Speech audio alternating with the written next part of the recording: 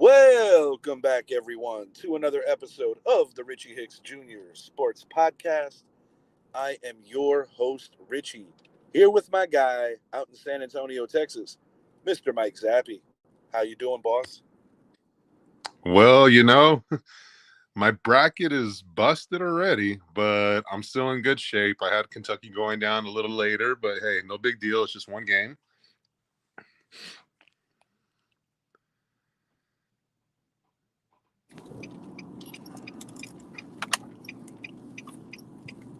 You got me?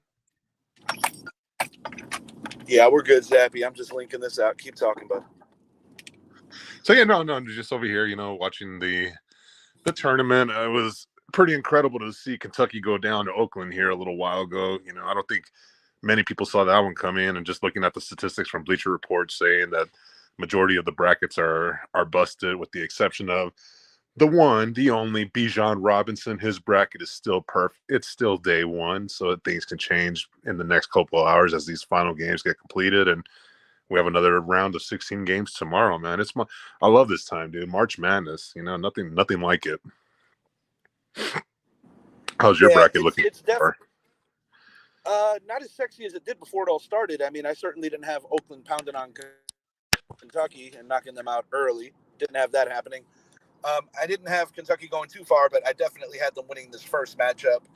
I did three brackets with Mr. Nast.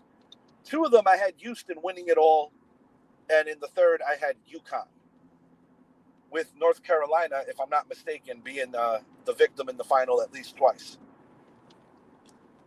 Yeah, well, for UConn, UConn, UNC, they're both on the same side of the bracket, so it's a possibility that that'll be a Final Four matchup. And as far as Houston goes, the road through that side goes through Houston and Purdue. So a lot of people seem to be picking these four teams to make the Final Four. Some people have, of course, the Cinderella stories. We see, of course, Oakland is the Cinderella story right now. They are now a 14 seed advancing. We saw Duquesne take down BYU today in 11-6 matchup. And, it's just to get started, because we still have all the 12-5 matchups. That's a lot of the time. That's the Cinderella story seed. And we look at Gonzaga, where they're back in the 5th seed. And every time they've been in the 5th seed, if my memory serves me correct, they tend to go on deep runs in the tournament. And I love it too, because, I got all my kids involved, and I decided I'm going to do a little bracket challenge at home and do a first place, third prize. So that way it keeps some competition within the family, Yeah, that's always kind of fun. One critique that I always have of this tournament, and I'm not talking about the actual competitive gameplay, I'm talking about the way that they set up these brackets, is that when I think about what the difference between an 11 and a 6 is in any region, no matter what region it be, um, it's just weird how I guess what I'm trying to say is how you choose where to place these teams. Because, I mean, it goes without saying that, winning your conference tournament will help you get some esteem. Having the kind of year that you have gives you the biggest thing, like when you get your ones and your twos. But I think one thing we could possibly both agree on is that after it comes past the ones and the twos for any particular bracket, no matter how much research these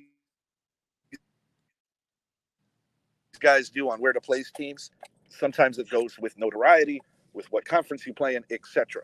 But year in and year out, you have a team like a St. Peter's or a team like the George Mason Patriots from some time ago that are always going to go on a run. And I guess what I'm trying to say is it makes it almost one of those things that you want to ignore where teams are placed in terms of the number next to their name when it comes to the big, sexy bracket.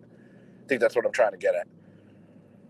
Yeah, and it's crazy because you were saying 1, 2. It seems to be those seeds are close to each other, and then 3 on to 16.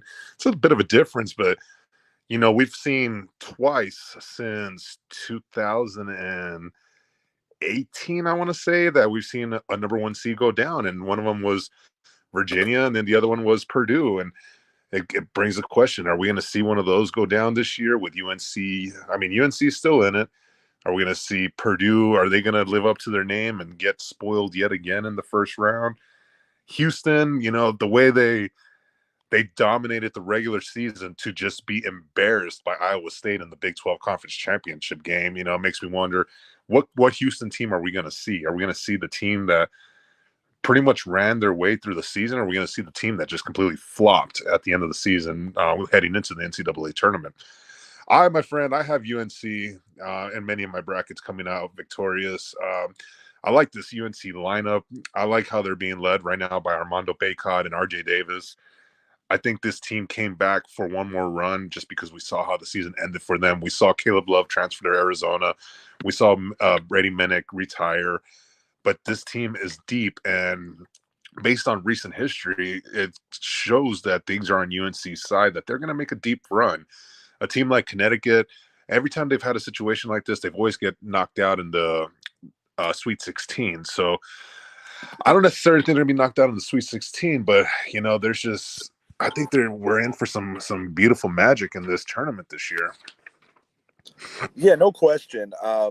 I think this tournament is literally like none other, mainly because you just have the saturation of such a difficult tournament to win, because no matter how good of a team you are, it literally only takes one bad hour and a half to 2 hour game to get you booted out of this very difficult tournament, because it is just so difficult because of matchups. And it doesn't matter what conference you play in, how good you are, it literally only takes one matchup. And the storylines that come with this tournament, particularly when you look at an Oakland knocking out an esteemed program like a Kentucky, we've seen it happen time and time again with these Cinderella stories that seem to be more frequent than ever, where you get that 15, that 16, that 14, that 13 that go on these ridiculous runs. And that's what makes this tournament, in my eyes, the most difficult to win. In terms of the main four professional sports, I would have to put the Stanley Cup playoffs as the most hard to predict. And I alluded to that on a previous show when we spoke about the curse of the President's Trophy. Yep. Yeah, it's fun, man, because you look at a team like NC State, who in the ACC tournament, they were one of the lower ranked teams, and they had to win 5 games in 5 days. Yeah, that's and they pulled it off against North Carolina in the ACC championship game. And here they are playing right now against Texas Tech, and they're up by 4 at halftime, which is pretty amazing, like that this team still has the energy to keep pushing through. And they're one of those teams that I'm going to keep a very close eye on, because sometimes when you win those 5 games, it carries forward, and it could really build the momentum moving forward for them, So it's definitely exciting, man. I love it. I love it. I know we got lots to talk about. It's the excitement of March Madness. I haven't really, of course, I've looked at the women's tournament, but I didn't do a bracket for that for women's. I normally do, but let's just put it this way: I'm taking Iowa Caitlin Clark to lead the country, lead that team, and bring them to a championship. Yeah, after what happened last year, I have no choice but to kind of side with you on the woman's side of things. I do tend to agree.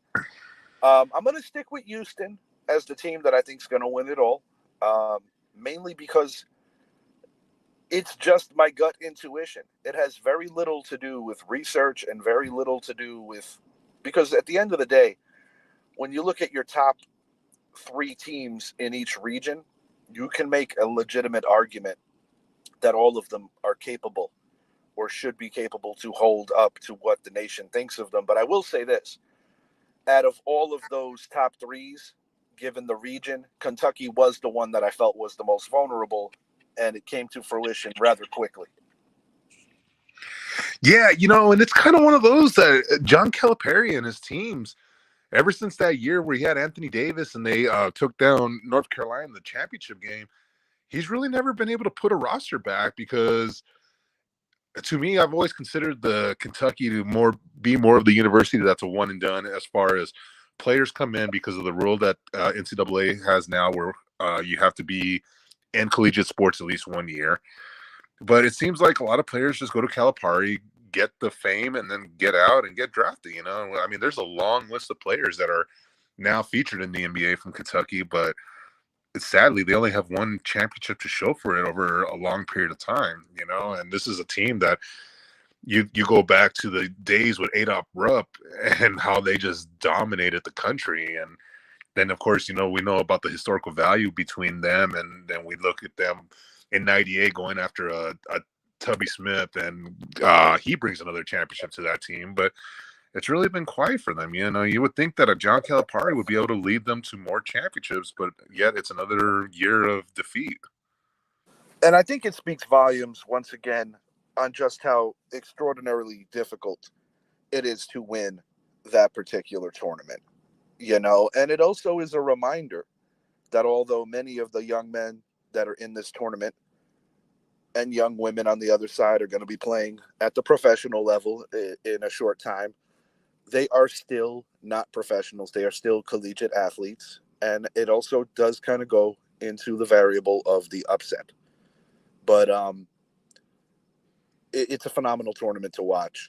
And it only gets better, especially when you have some of these lower seeded teams that take it to Final Fours or take it to Elite Eights, and just really captivate the country. This just in, the New York Knicks win streak is over. Nuggets by 13 over my New York Knicks. So that doesn't surprise me. Going into Denver, having to play in that arena, very much a tall task for pretty much any visitor. So not upset in the least. I am actually quite satisfied with this Knicks roadie out west. And, they're doing it still with some thinage on, the main roster players. Julius Randle, was still waiting to see what his future holds. And we are also waiting to see if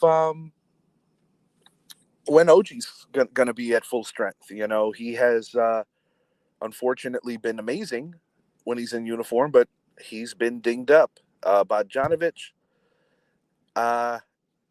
hasn't really the two acquisitions together, it hasn't totally translated into what I think as Knicks fans we hoped.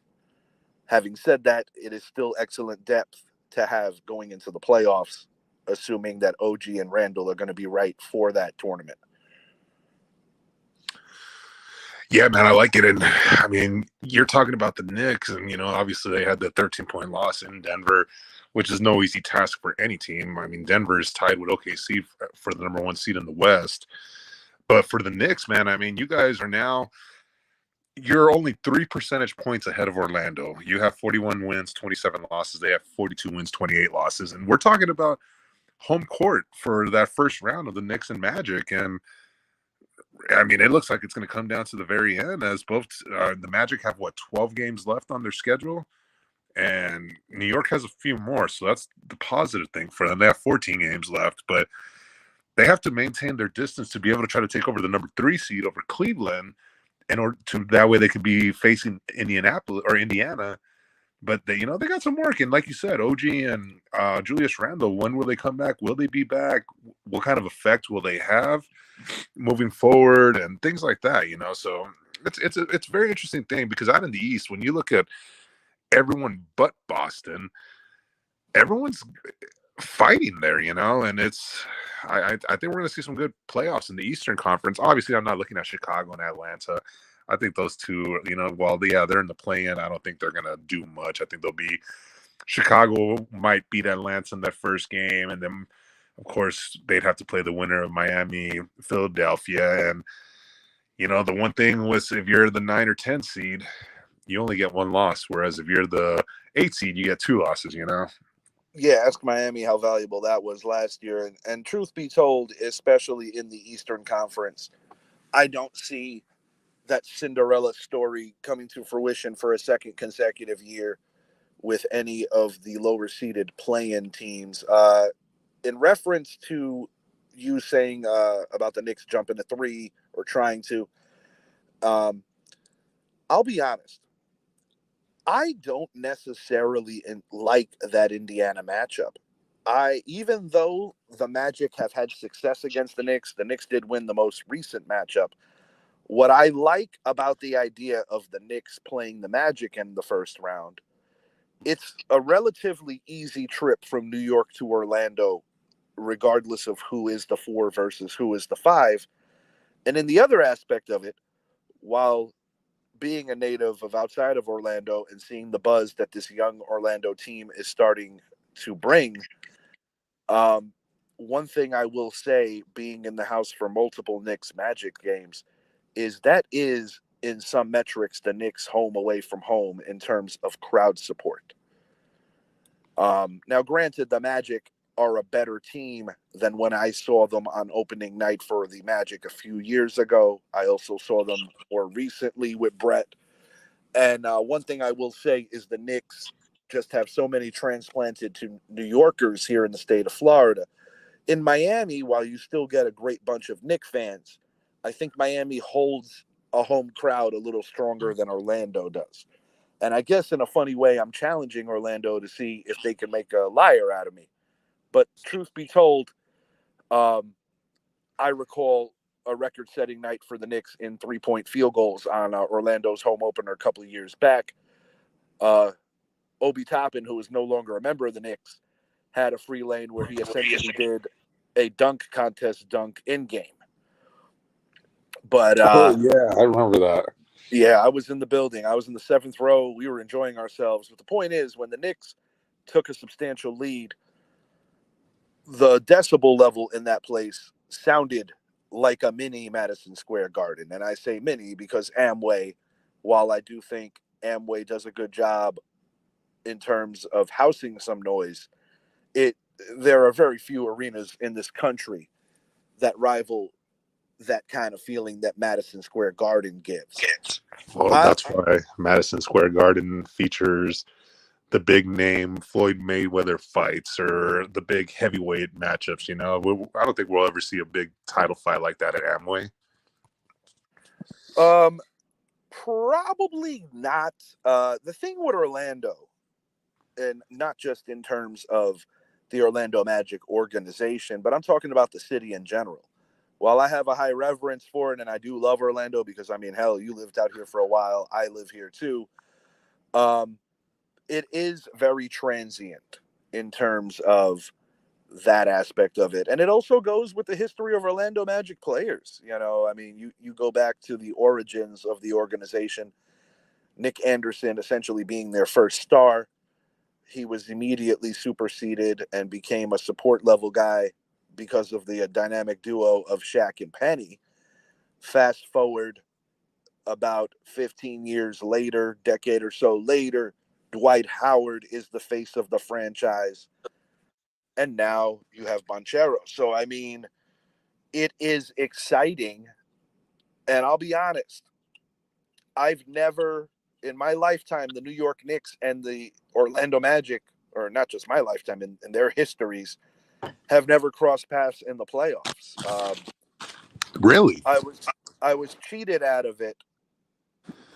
I was cheated out of it when Patrick Ewing went for the finger roll, Game 7, 95 playoffs against the New York Knicks. Essentially, that was the 5th game the Knicks were trying to win, because we all know that a game that should have been won in Game 1 was the Reggie Miller fiasco. And yes, that was a push off of on Greg Anthony. But having said all that, I'm not looking forward to playing Indy because of sheer matchups. I said that Indy is one of those teams that can knock out a higher seed. And if you look at the history more recently of Indy and New York, the Pacers have given us their fair share of fits. And while Orlando will not be an easy out, I personally believe it's a better matchup for the Knicks. Yeah, I have to agree with that. Yeah, going to Indy on the road, bro. Like, let's just say hypothetically, if they were able to steal one at MSG, going over there, very difficult task. Very difficult. And if you look at that team, ever since the All-Star break, or actually ever since they acquired Pascal Siakam from Toronto, they've been, to me, they are the Miami Heat of last year. That they're just hanging around, and if you're not careful, they're that snake in the woods that's just going to jump out and bite you. I And that's personally, I personally would like to see them play the Philadelphia 76ers because I believe that the Pacers will win that series, and that would set up. Correct me if I'm wrong. In the NBA, it's bracket based; it's not record based. Yes, that's correct. So that would set up yeah, yeah. 4 and 5 would still have to play the Celtics. So if there's any reason to want to be number 3, it's to avoid a second round matchup with the Boston Celtics. So having said that, um, I'm looking forward to the Knicks and Magic because I will make it a point to attend a playoff game. But as I think about it more thoroughly, while I think Orlando might be a better matchup for the Knicks season is ending in round 2 as opposed to potentially round 3 if they play the Celtics. That's just undeniable. I don't think anybody's beating the Celtics out east. I think it's just a matter of can you get to the ECF, and should the New York Knicks advance out of round 1, I think that's where it ends for them. Whereas a team like Indy, to your point, might be able to pull off some of that magic and get to the Eastern Conference Finals, because I do think that they match up rather well with Philly. And given the resume of Doc Rivers in the playoffs, nothing is a sure thing with the Milwaukee Bucks to advance to the ECF.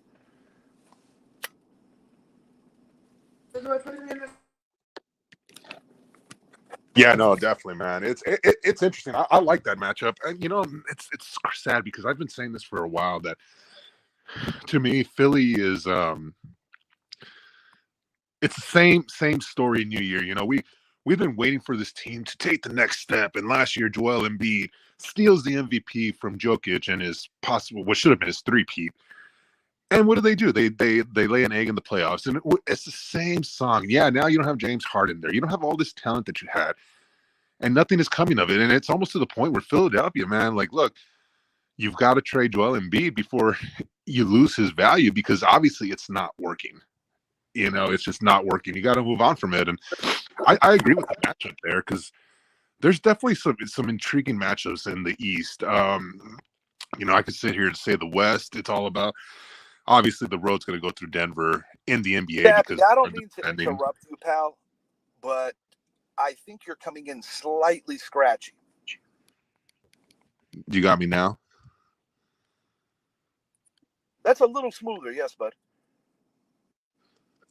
All right, so let's try this again. Hopefully, I don't lose you. We have some weather coming through this area right now, so but yeah, so I look at over in the West, and there's some intriguing matchups, but really, the big question is who poses that threat to the Denver Nuggets, to be able to dethrone them. Because when you look at Denver, it looks like they're starting to click. That playoff basketball team, where being led by Jokic and Jamal Murray. And I could sit here and say OKC, but they're a young team with Shy and company. And you look at Minnesota, again, another young team where Anthony Edwards is having an MVP type season. But I look at which one of these teams present the best matchup against them, and it's hard to figure out. And of course, you talk about the Warriors, where they're the one team that if they make it, then you've got to watch out. Well, truthfully, Zappy, as much as things change, they seem to stay the same.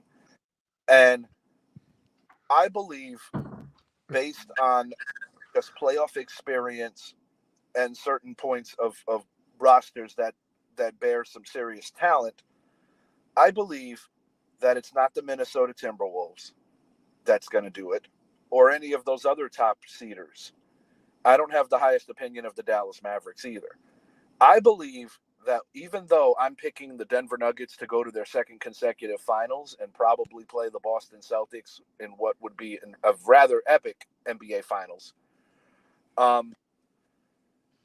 if there are two teams out west that I think could give Denver the best punch, and mind you, I still don't think they're going to beat Denver, but to give them the best series, it's the Los Angeles Lakers, it's the Golden State Warriors, and quite frankly, a big heavy duty part of that has to do with the fact that it's LeBron James and it's Steph Curry's teams. And those are two guys that, regardless of the obstacle, those are two men that, regardless of age and regardless of what's going on when their teams are in definite transition in different years, those guys bring a different element to the playoffs. And I will give both of them that praise because while Jokic is the man out west, and rightfully so, these two guys have been the face of the West and the face of what the standard is out west for quite some time now. It's crazy too because you look at the teams out west, and I agree with you. And for this one sheer fact, Denver, of course, we said defending champs, two-time MVP in Jokic in the running again this year. They're going to be there, like you said. But when I look at the rest of the West that's in the playoffs right now, to include the play-in, OKC playoff experience minimal, Minnesota minimal, And that Clippers matters. have a lot of experience, but I mean that's a lot of names in a bucket that sometimes you just have too many names can come back and hurt you, and I don't think they That's can the do it. Lakers of 2020, 2021, around that time, where they brought in Westbrook. They brought in Melo. They had an aging Dwight. They were trying to recreate like the 2016 All-Star team. But the truth is,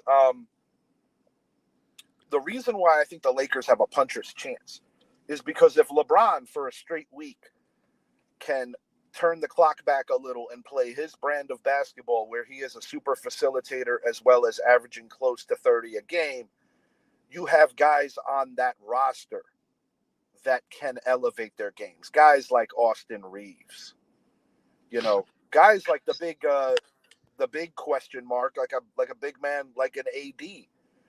You also have Hachimura. You have guys on that roster that can rise to the occasion if LeBron is playing his best basketball. And I am the furthest thing from a LeBron fan, but I certainly will not count out his ability to do his thing in the playoffs. One and the same, how I will not, You discount can't. led by Steph Curry and the coaching of Steve Kerr.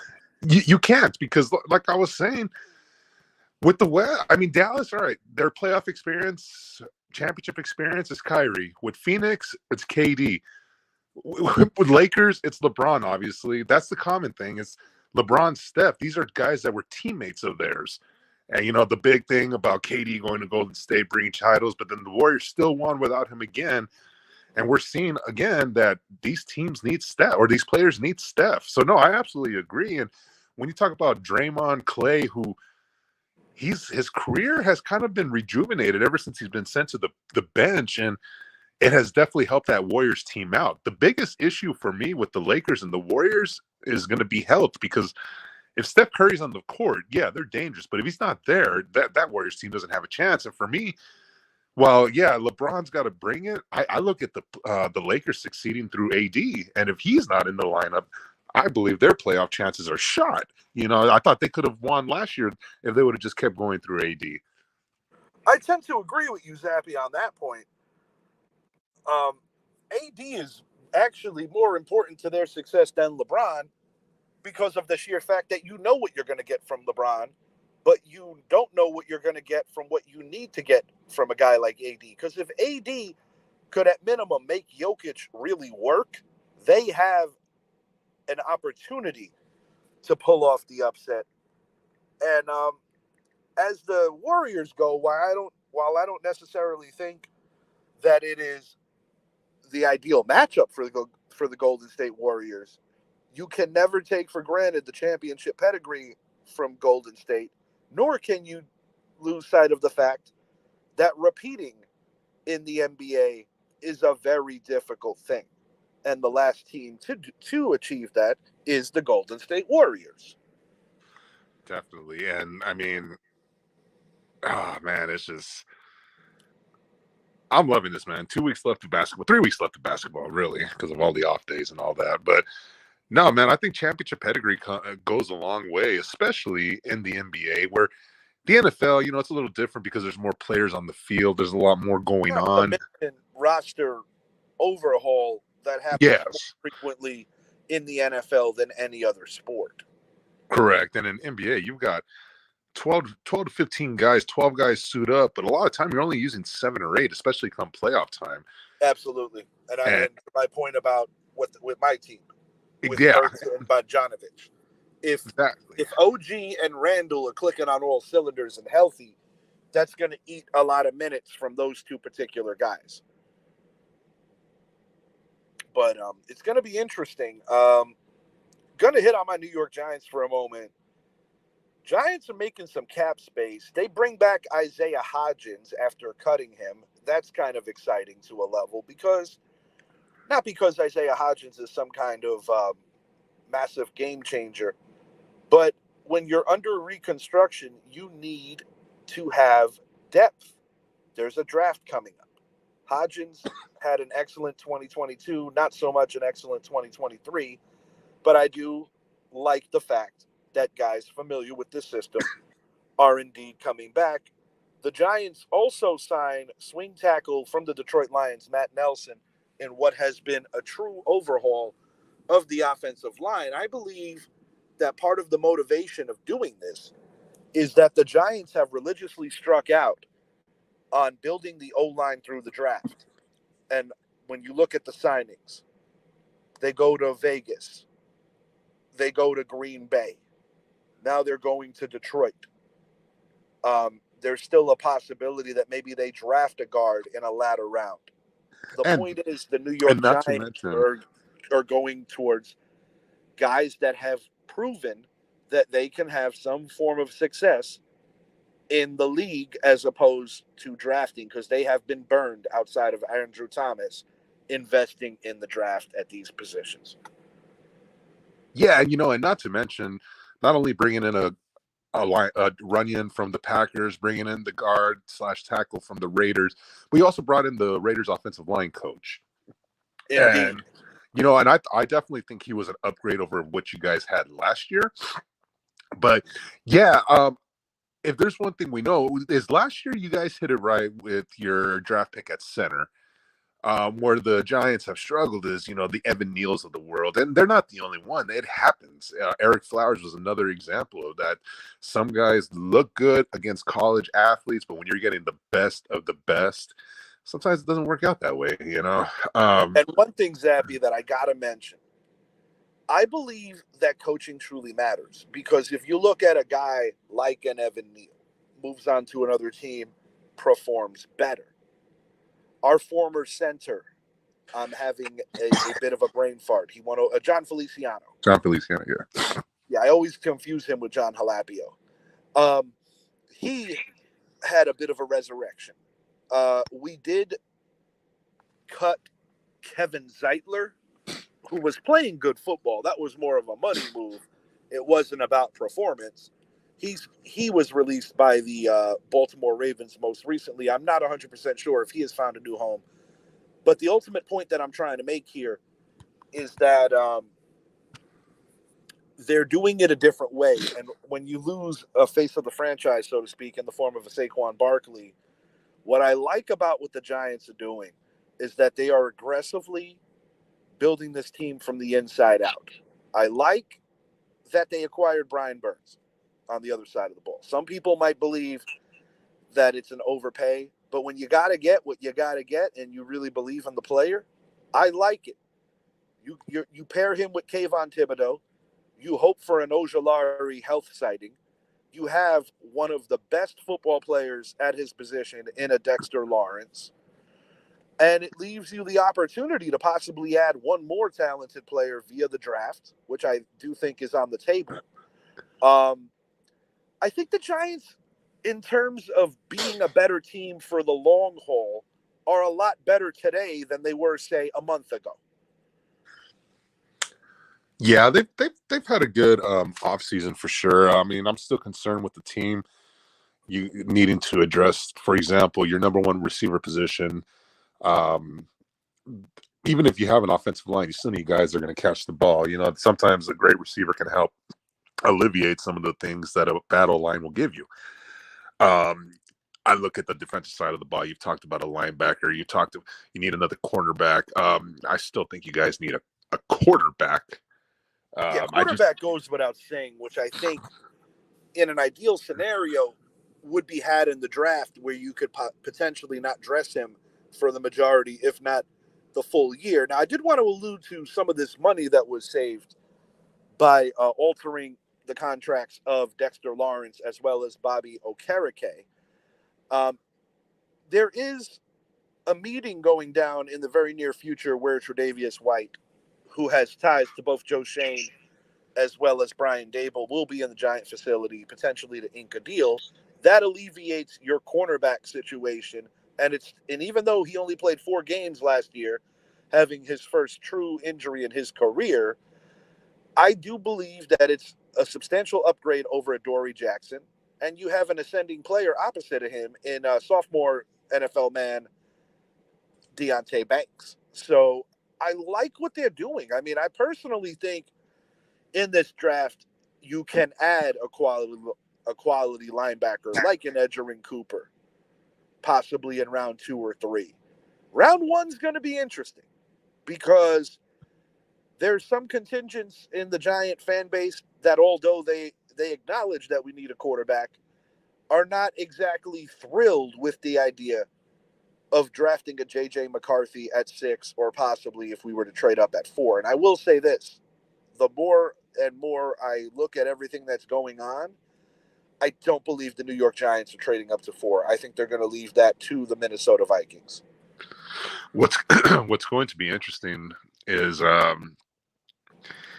if Chicago shocks the world and doesn't take Caleb Williams.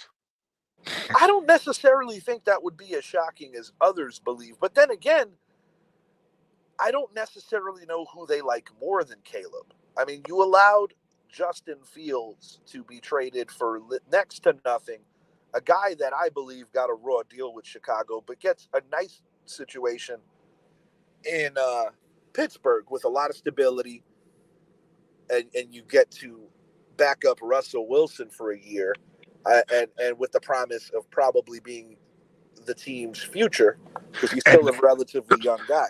And not only that, it was recently reported that Russell Wilson's job is not a guarantee. If he does not perform well in the preseason, the team has no problem moving on with it from him because it's only costing him $1.2 million. I don't know how much guaranteed they gave him. And the other layer of cost would be jumping. It would be a 4 pick as a 4th rounder, as opposed to a 6th rounder if Fields is to play 51% of the snaps taken. Right. So that's, probably, but still, it was peanuts that they traded him for. It blows my mind. No, I look at, this is what makes me think about Caleb, because you look at Chicago, in my opinion, was on the verge of being a true contender. You go out, get Keenan Allen. If you would have drafted a guy like Marvin Harrison to go along with whoever you drafted number 9, whether it's an edge rusher or whether it's an offensive tackle, this team was ready to take that next step. And now you took a few steps backwards. And what's to think that Caleb Williams is not sitting there saying, well, hold on, you had no problem moving on from Justin Fields. What's to say you're not going to do the same thing to me in a couple of years? So maybe not to mention that it applies a shit ton of pressure on Caleb coming out of college because they're basically indirectly saying, well, we don't believe in the guy that you replaced, but now it's your show. And I think that's an awful lot of pressure to put on a young guy because, to your point, I think it would have been a no-brainer. You got Keenan Allen on a 1-year deal. He's aging, but he's coming off a good year on a bad team. You have DJ Moore. Marvin Harrison Jr. would have given them the best trio of talent-based receivers in the league. And you have also picked up a running back who's looking to have a bounce back year. And to your point, they have the 9 pick, they have the 1 pick. Don't forget about Komet. Yeah, they could have. Yes, sir. Another guy coming out of tight end university. So you essentially had all the makeup of what you needed to pursue and push towards the Green Bay Packers as well as the Detroit Lions, who are the defending champions of that division, 2 teams that I think will consistently find themselves in the playoffs in the very near future because both of them came very close to defeating the eventual NFC representative, the San Francisco 49ers. So, yes, I tend to agree with you. Sometimes when these teams are so close to getting it right, they overthink. And I have been very vocal on my side of the fence, stating that when it comes to the top four quarterbacks based on the consensus, I personally don't have the highest opinion of Caleb Williams. My two favorites of the top four are actually Jaden Daniels, who I know the Giants will probably not be able to get, barring a big trade. I think the Giants ideally would hope that McCarthy drops to 6. He's my other guy that I like. And if I take it past the obvious choices, I look at guys that potentially could fit our system. One guy, believe it or not, would actually be Jordan Travis out of FSU because prior to being injured, he was a top 3 quarterback coming into this draft class.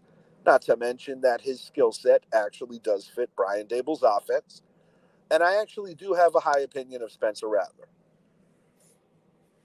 But I believe the Giants, the right thing to do, although I know we need a quarterback, I think you take the best player available at 6. And I mean no disrespect to J.J. McCarthy.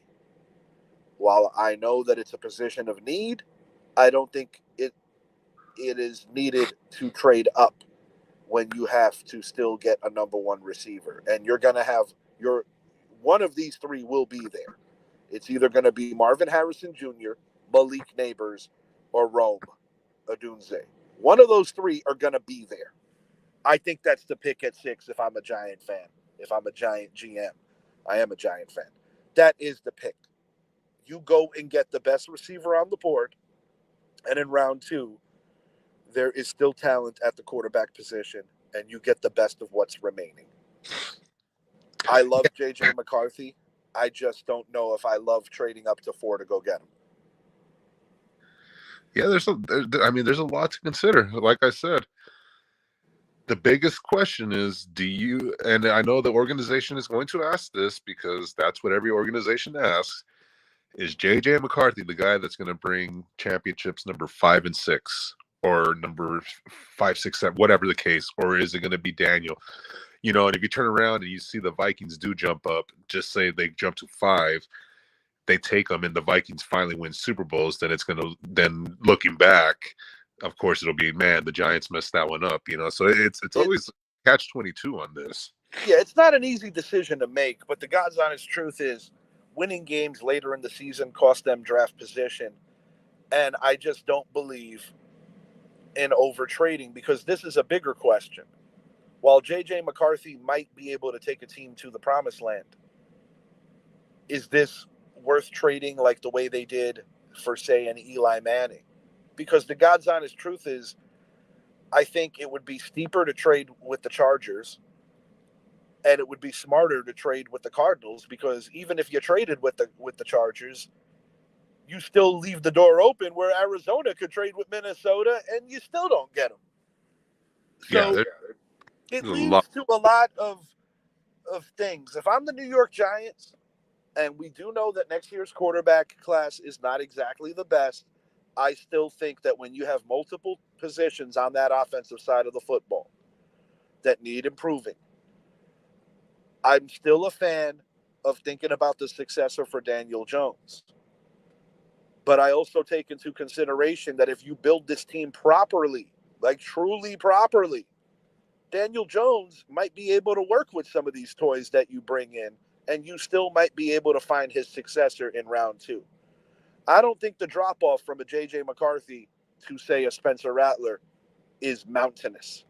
But when you consider that one guy might be going anywhere between 4 and 6, and the other guy can be had anywhere between 35 and 50, I personally believe that getting the quarterback in round 2 is the value pick. Because, okay, cool, you go get J.J. McCarthy. Are you going to be able to get a game-changing wide receiver? Because it's no secret that the New York Giants also need this. I think that you go and get your receiver, and then you figure out quarterback in round 2 or later. And I am not above taking a chance on Jordan Travis, but I actually believe that a guy like Jordan Travis may end up in a place like New Orleans where it is really laxed that he can take all his time to come back, as opposed to coming to the New York media market and there being like a big microscope on top of you, because that's what happens when you come to New York. Yeah. And speaking of the Giants, with the assumption they go quarterback receiver, the second round is this receiving class is very deep. So the second round, there's still guys like an Adonai Mitchell that could be had, Xavier Worthy, Franklin out of Oregon. There's still plenty of talent. So that's why it's not a necessarily like, hey, we've got to grab one of these three because, yeah, while Neighbors, Odonze, and Harrison are great, I mean, these other guys that are right there are also good. So it's one of those what helps the team the most now, and you've got to look at it two ways. You invested so much money in Daniel Jones. Maybe, all right, well, the pieces we thought were there last year weren't, so let's get him the pieces that maybe it does help. Where, you do draft a Malik Neighbors and that will literally make their shit. But the reality is, and I have to be honest about this, a JJ McCarthy coming into the situation right now is not going to change things overnight, and you also run the risk of it being bad off the jump. I am amongst the contingent that believes that the Giants should draft a quarterback in this draft. I'm just not convinced that the answer for making your team better right now is doing it as early as that. Because when you're drafting a kid that early and he's not even going to be on the field this year versus a guy like a Neighbors or a guy like a Dunze or a guy like a Marvin Harrison Jr. who's going to be a day one starter, I don't think I have to preach any harder about the value there. I understand that a lot of times it's about big window thinking, and I understand that. I do. But I think the Giants have to get honest with themselves and truly say, what's the fall off of getting a second round quarterback? And if they feel that the fall off is steep, then, let's see what happens. But I have a hard time believing that Arizona and the LA Chargers stay put and don't make a deal with somebody. Yeah, it's the Vikings. There's no question about it. They've made it known that they want a quarterback. They want to trade up. They know in order to do that, they have to jump you guys. And it's, to me, hey, look, they're going to be floating around number 11 and 22 or 23. And of course, probably a second or a first next year. So you look at the Chargers and you look at the Cardinals, and it's like, all right, well, who can help more? They both have their franchise quarterbacks. They both need a wide receiver. So they could both go back to 11, get their wide receiver, and still be able to get something else later in the first. If I look at Harbaugh, I think he jumps on that trade immediately, knowing that he's got a team that needed better coaching, which now they have. But in the receiving room, Quentin Johnson didn't exactly live up to the hype. Mike Williams is no longer there. Keenan Allen no longer there. They need to add some playmakers on that offense. They don't have Austin Eckler either. So Harbaugh is going to be drafting to build an offense as well as improve their defense. So it's interesting because Minnesota's going to be waving those 2 first-round picks to both those teams. And for Arizona, you say to yourself, is it worth losing out on Marvin Harrison, or should we move back and possibly get a receiver or Brock Bowers and then a receiver later on? Same thing with the Chargers. I think for me,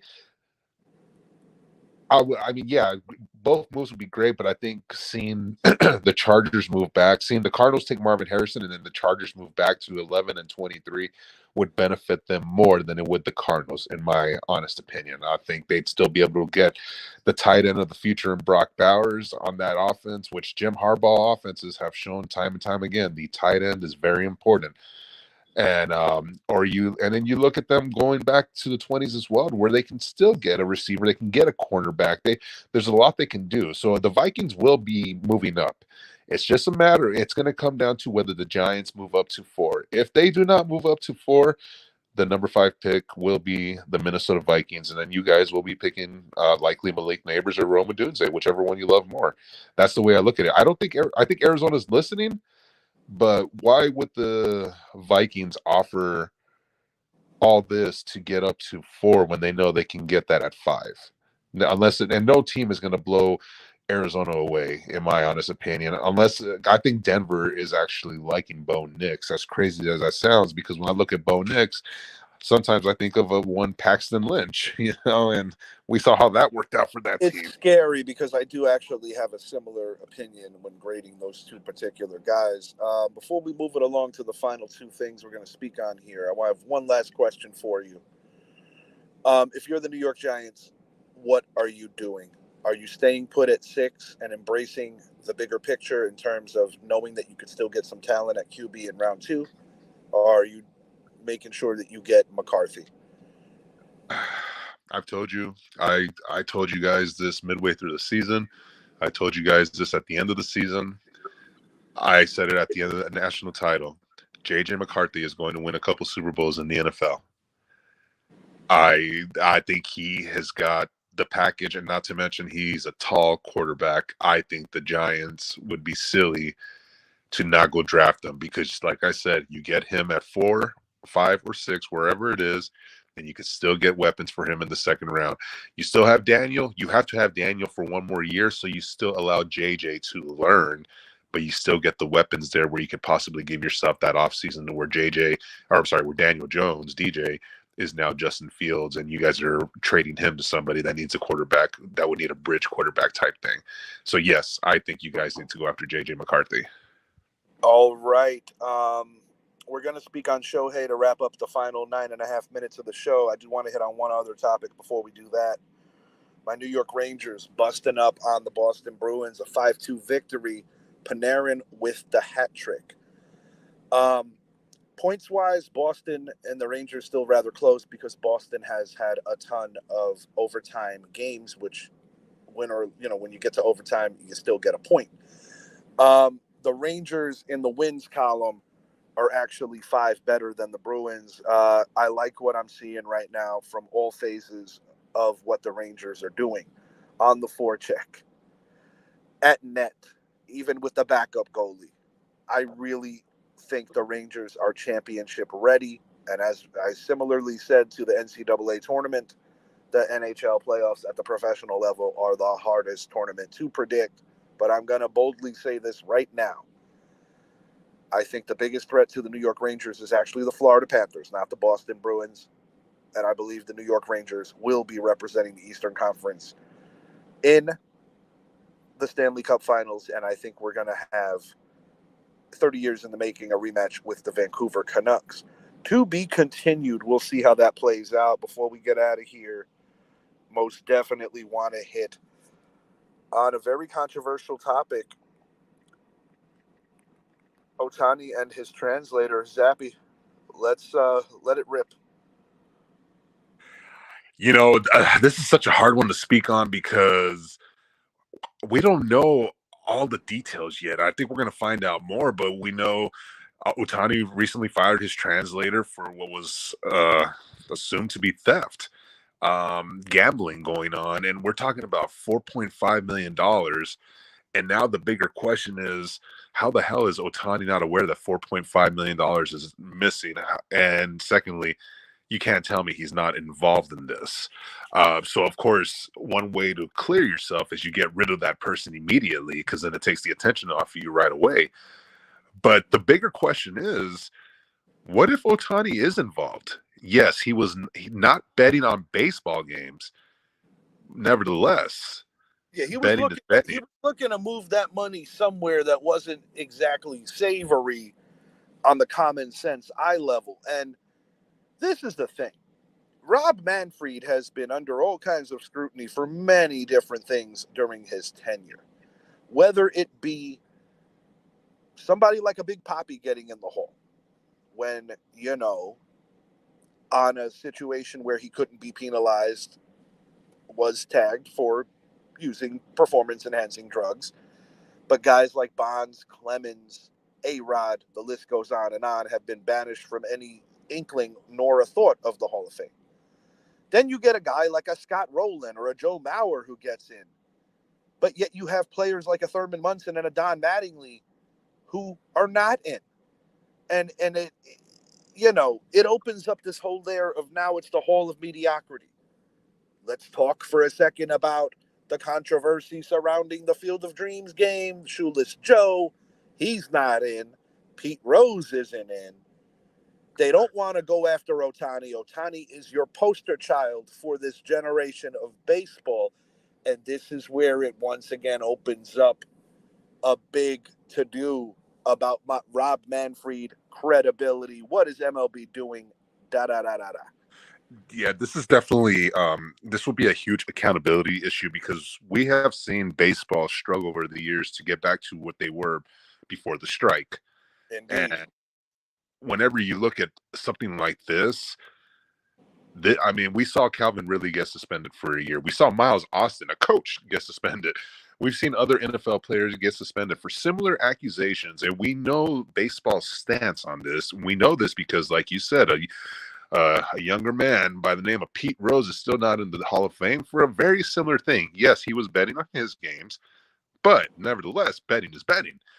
You can't tell me that because you are the next Babe Ruth, you are the poster child, you are this and that we can't go after you. Absolutely not. I think that sends the wrong message, not only to the fans, but I mean, look at the younger generations of how they would view these things. And this to me is, yes, I think we're going to find out more. I hope Ohtani is not involved because I am a huge fan of his.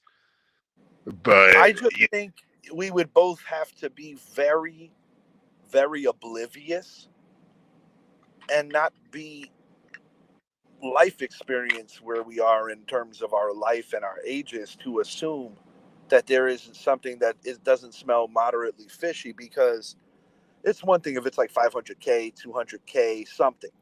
But when that kind of money got moved from this particular person, it is hard to believe that Ohtani didn't have some kind of plan or some kind of something to do something maybe not so savory.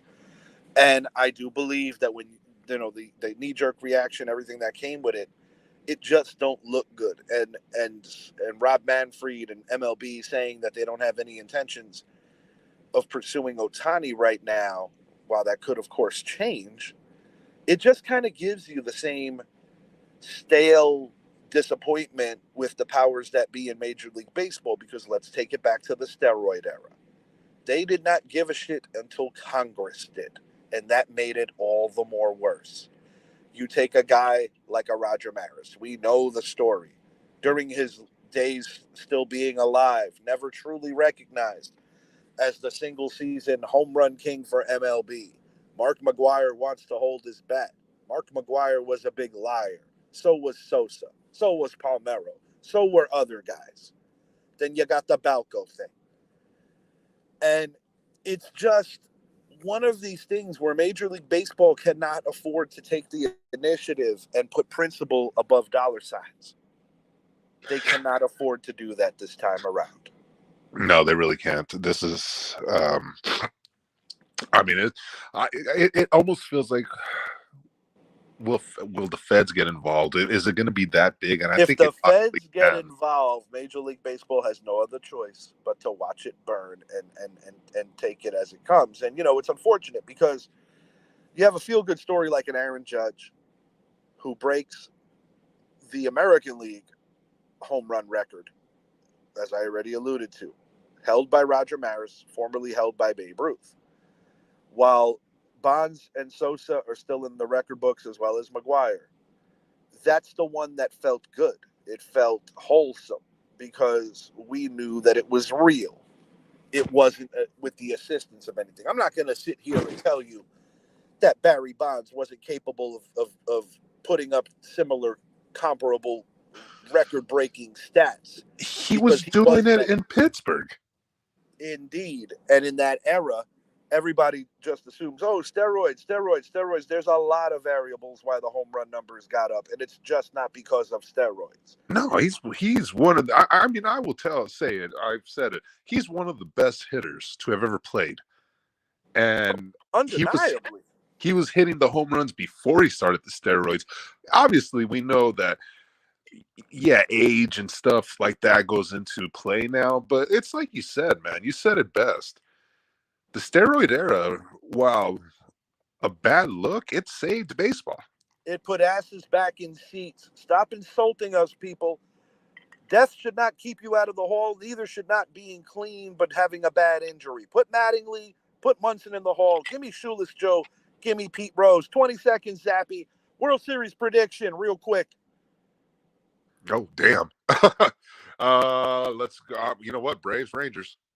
All right. I have Houston and the Braves, with the Braves winning it all. For Mike Zappy, I am Richie Hicks Jr. Thank you so much for staying up late and hanging with us for the entirety of the show. We love you guys. Have a great night.